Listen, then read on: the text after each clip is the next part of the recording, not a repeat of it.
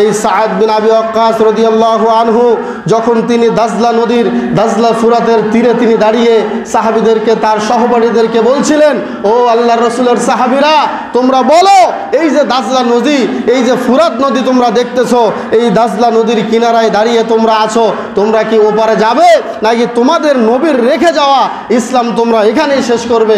তোমাদের মতামত আমি চাই।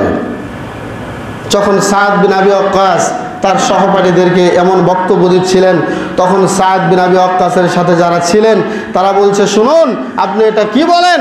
আপনি আমাদেরকে নিয়ে চলুন, আমাদের সামনে আগুন থাকলে আমরা আগুন দেখব না, আমাদের সামনে কোনো গর্ত থাকলে গর্ত দেখব না, আমরা আল্লাহর নবীর দেওয়া যেই দিন, যে ইসলাম, এটা আমরা দাজলা নদীর এপাশে শেষ হতে দেব না, আপনি আমাদেরকে নিয়ে চলুন। তখন সাদ বিন আবি ওয়াক্কাস বললেন, ঠিক আছে, ঘোড়া চালাও।